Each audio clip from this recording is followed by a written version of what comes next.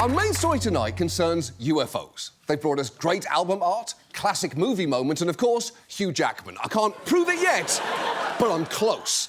Lots of people have reported seeing UFOs, from Kesha to Russell Crowe to even this guy. I was gathered in a schoolyard with about 20 other men, and we saw a bright light appear in the distant western skies, and it got closer and closer, and when it was just above the treetops, it changed color, and then it stayed there for a while, and then it disappeared into the distance. And none of us could ever imagine what it was, and I still don't know what it was.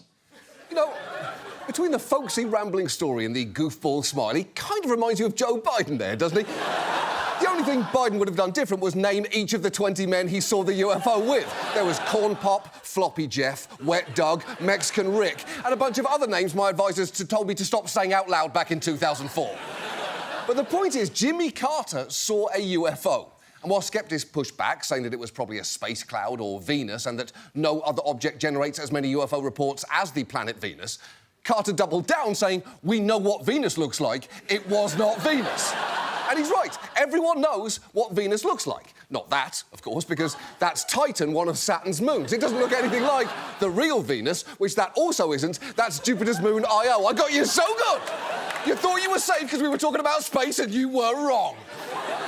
The fact is, though, a lot of people think they've seen something in the sky. In fact, 16% of Americans say they've personally witnessed something they thought was a UFO. And right off the bat, let's acknowledge this can be a difficult subject to talk about, because UFOs tend to get discussed in one of two ways, and the first is wildly speculative, like this.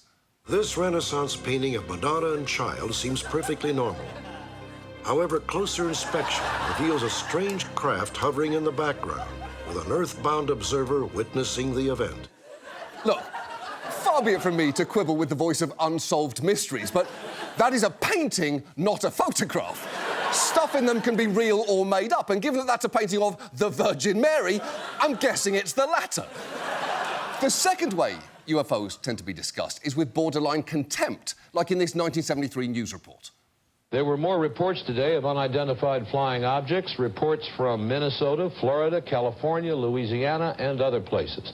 A man in Columbus, Ohio, took these photographs of 4 strange lights in the sky Wednesday night. They were seen by scores of people. 2 women in Texas said they saw an object with the letters UFO painted on the side.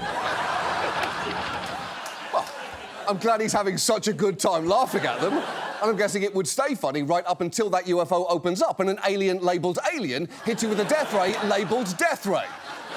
But in recent years, you might have seen UFOs getting some more mainstream attention, starting with this report in 2017. These haunting images, part of a bombshell first admission by the military of a government program investigating sightings of UFOs. There's another thing. It's rotating. This mysterious black object spotted off the coast of San Diego by Navy fighter pilots in 2004. My God. Wow. I don't know what's more surprising there, the UFO or the pilot responding to it with, "My gosh." In that situation, I might have gone with "holy living shit" or "Jesus backflipping Christ," but I guess credit to him for keeping it G-rated. There might be kids watching this Navy footage. That story was the beginning of a cascade of revelations, including the DoD revealing that it had 11 reports of documented instances in which pilots reported near misses with UFOs. And a few years back, Congress even held its first public hearing on UFOs in more than 50 years.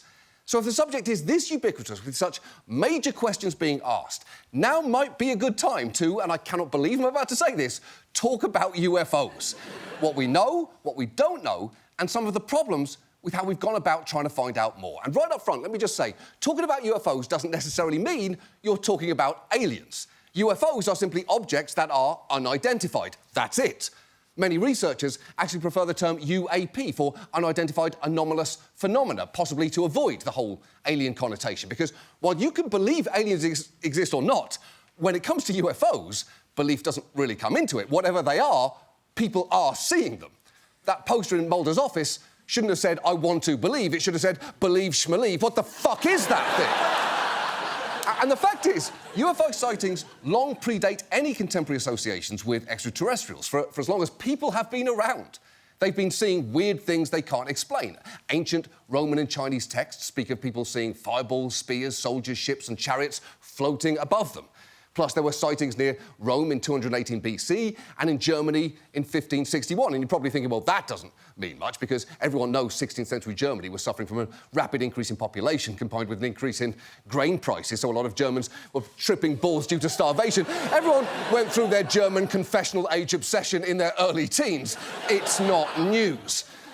But our modern conception of flying saucers took off in 1947 when private pilot Kenneth Arnold spotted 9 oddly shaped objects while flying past Mount Rainier in Washington. It wasn't until 1947 when a private pilot reported seeing a group of pie plate-like objects flying near Mount Rainier that the term flying saucer entered the vocabulary and fueled the imaginations of movie producers. Now, that is almost right. Arnold didn't describe seeing flying saucers, though. What he actually said was the objects flew like they take a saucer and throw it across the water. But reporters shorthanded that to flying saucer, and the name stuck. It's one of those fascinating historical corrections, like Viking helmets didn't actually have horns, Napoleon wasn't that short, and George Washington didn't really exist. He was just a reflection of moonlight off swamp gas that fooled early Americans. Now, skeptics have introduced various theories as to what Arnold might have seen, from water droplets on his aircraft window, to a meteor breaking up, to a flock of pelicans, and for the record, marry, kill, and obviously, fuck. Deep mouths. We can't know for sure what Arnold saw.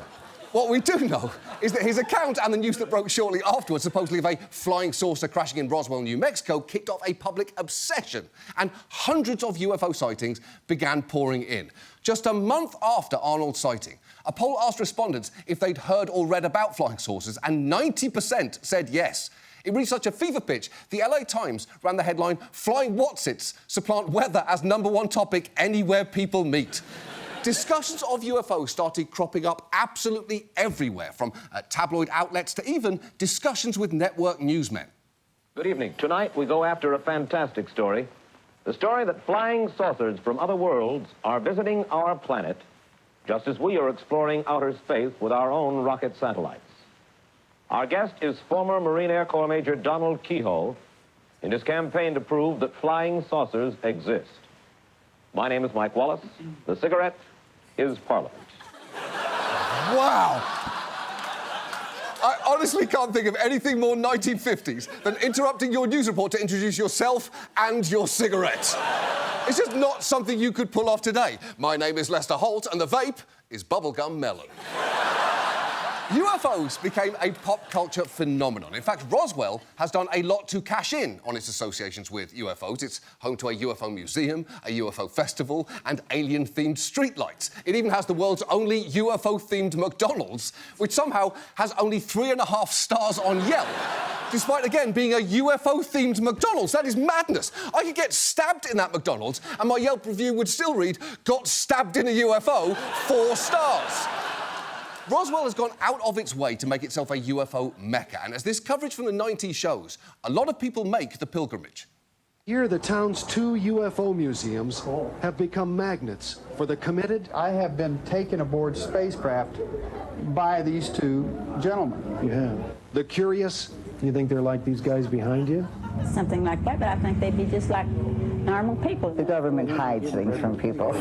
Government distrust. If they are real, they're probably evil.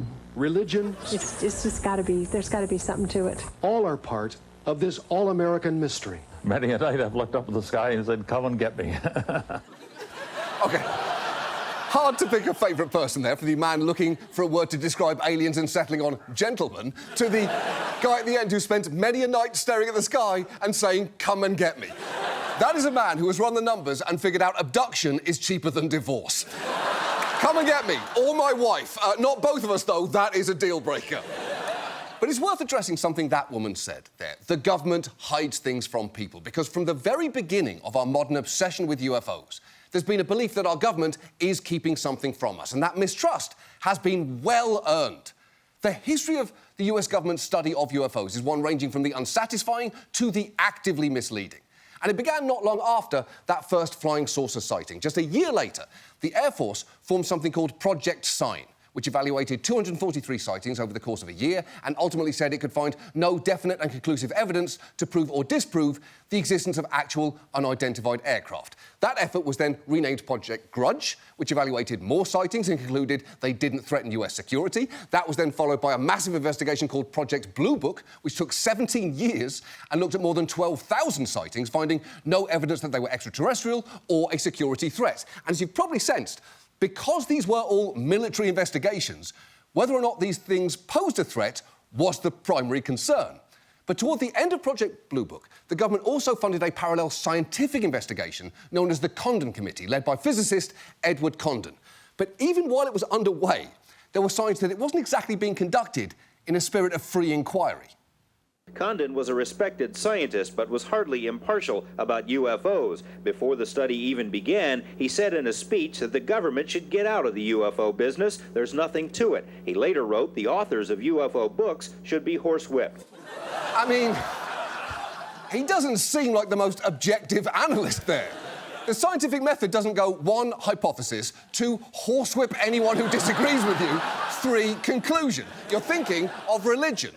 Now, unsurprisingly, Condon's study concluded that nothing has come from the study of UFOs in the past 21 years that has added to scientific knowledge, and that further extensive study of UFOs probably cannot be justified. And it's worth noting, other scientists at the time, including Carl Sagan, pushed back on the tone of Condon's report, but his attitude prevailed to the point that by 1977, a survey of over 1,000 scientists found that a majority thought UFOs were worthy of further study, but only 2 were willing to waive anonymity to say so. But it's not just that the government hasn't covered itself in glory when it comes to studying UFOs. It's also actively engaged in cover-ups about them, though not necessarily in the ways or for the reasons that the History Channel might have you believe.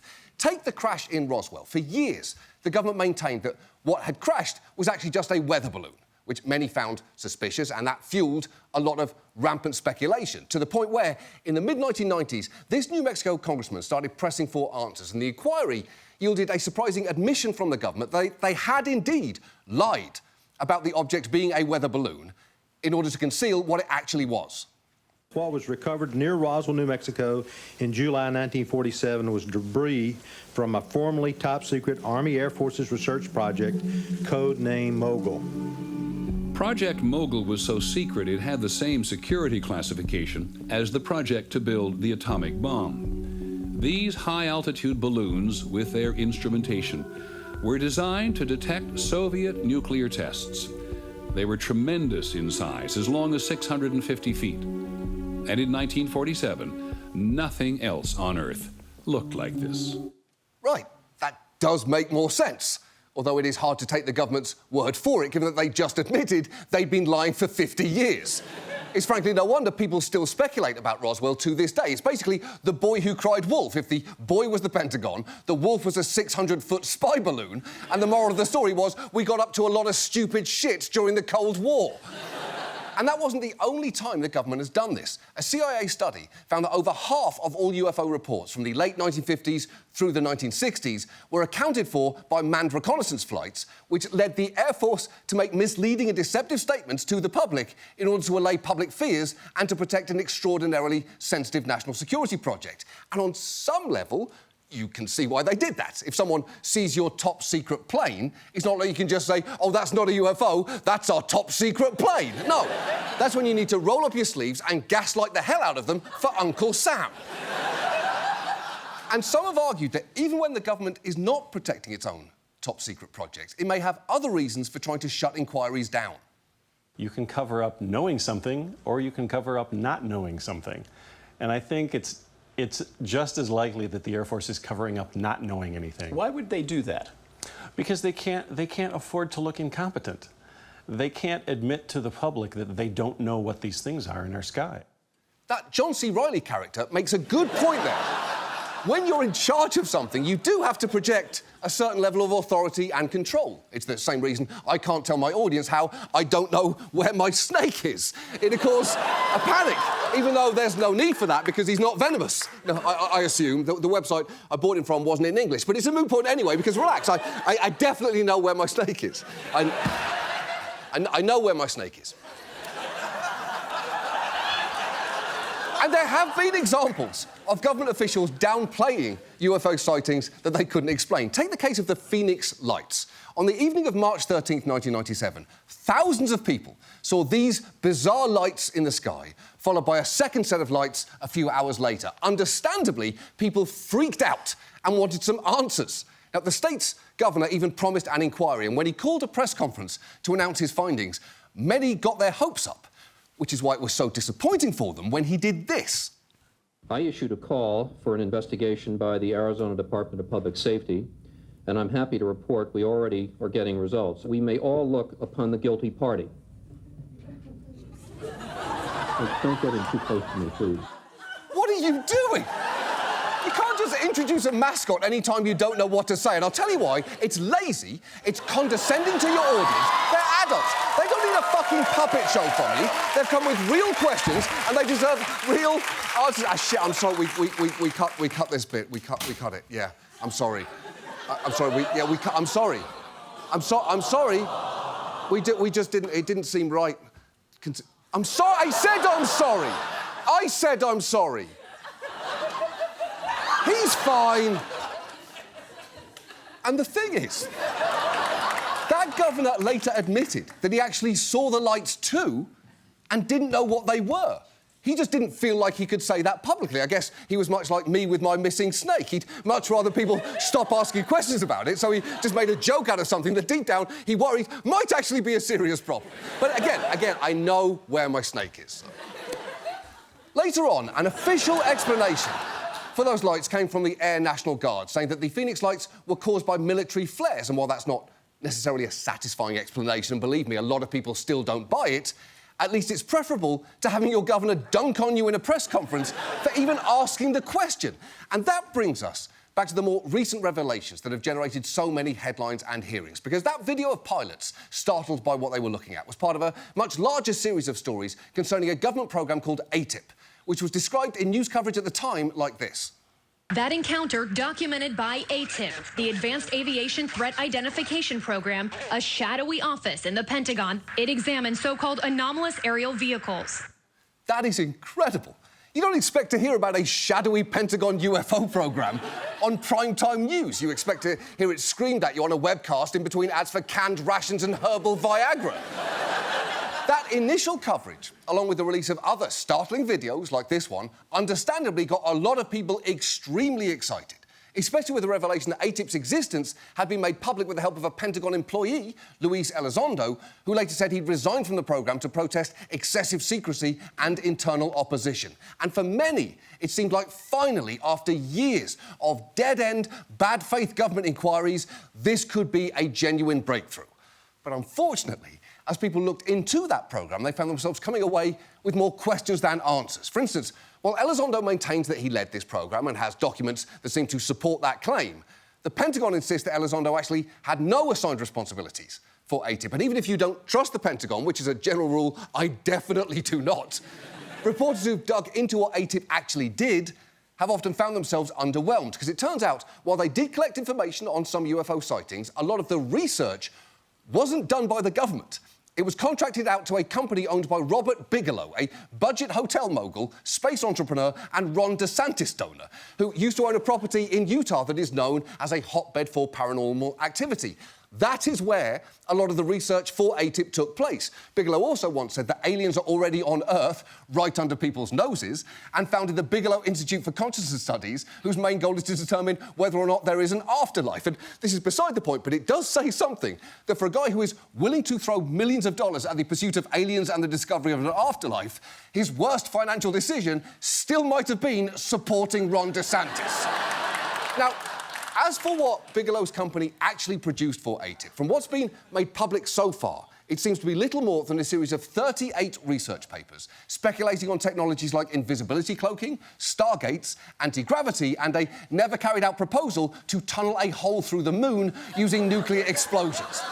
They also composed a paper on traversable wormholes that includes this actual illustration, which, and this is crucial, features a man saying hello to a dinosaur.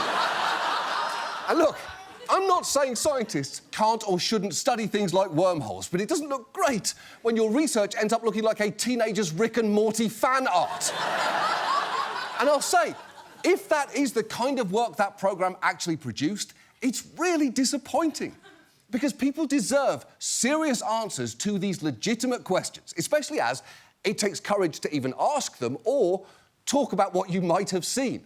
Naval pilots who saw an object in one of those AATIP videos, zipping and darting around them, have talked about how they were made fun of after coming forward, and that the stigma attached to this subject is so strong that they considered not coming forward at all. You know, I think that over beers we've sort of said, hey man, if I saw this solo, I don't know that I would have come back and said anything, because it sounds so crazy when I say it. You understand that reaction? I do. I've had some people tell me, you know, when you say that, you can sound crazy. And I'll be honest, I'm not a UFO guy. But from what I hear you guys saying, there's something. Yes. Oh, there's definitely something that, I don't know who's building it, who's got the technology, who's got the brains, but there's something out there that was better than our airplane. Yeah, there's something out there that's better than our airplane. It is chilling to hear that from a Navy pilot, and not the usual place, the executive boardroom at Boeing. I've run the numbers, guys, and pretty much everyone is doing it better. But there clearly should be room for sober assessment of UFO sightings, and I will acknowledge that when you do that, the answers you get can sometimes end up being less fun. Skeptics in this field urge people to keep several killjoy points in mind when discussing UFO sightings. Everyone is vulnerable to misinterpretations.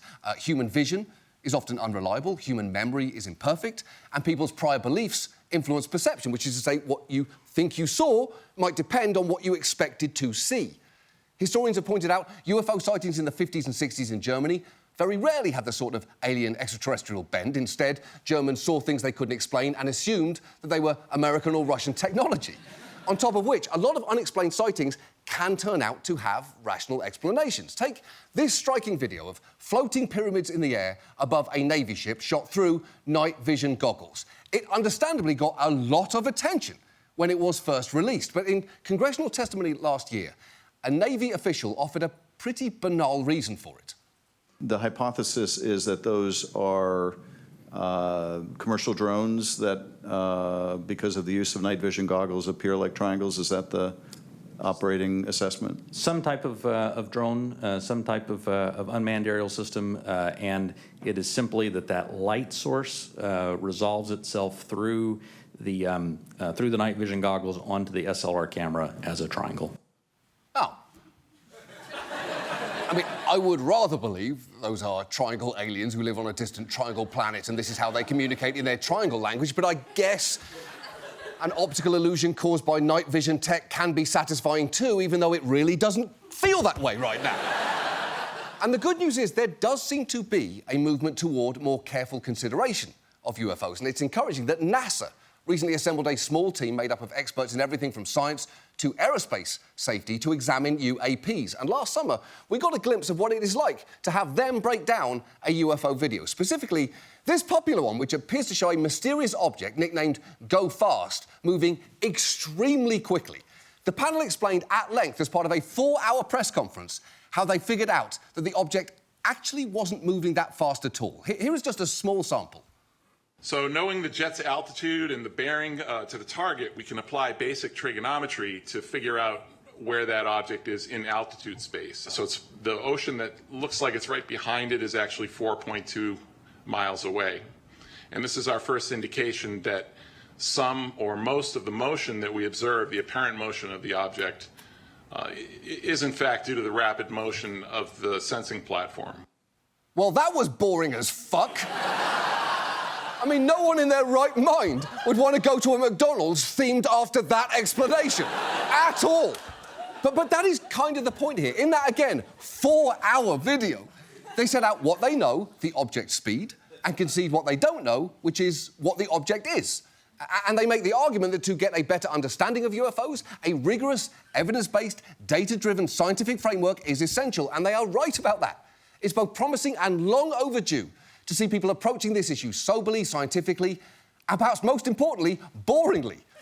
And I know that is hard. This is an area where it is easy to fall into one of two camps. Hardcore skeptics who roll their eyes at the whole subject, and true believers who are convinced everything has a fantastical explanation that the government is keeping from us. You will see in comments below this piece on YouTube those two groups fighting it out over everything I've said here and only agreeing on the fact that I am a fucking idiot. Which I am not even denying, but not for the reasons that they will be arguing. But there needs to be room for honest inquiry because science is all about collecting small answers that eventually help us address big questions. Like, are we alone in the universe? What is that I just saw in the sky? And for the final time, where actually is my snake? I'm serious, can everyone please look under their chairs because I genuinely do not know where it is. That is our show, thank you so much for watching. This has been Last Week Tonight. I'm John Oliver and the vape is Dragon Fruit Banana. Good night. Oh shit, there it is. There it is. There's my snake. I found it. Hold a second. Yeah, that's not actually my snake. That's a different snake. My snake looks like that, but that's a different snake. This is someone else's snake. Someone please come get your snake.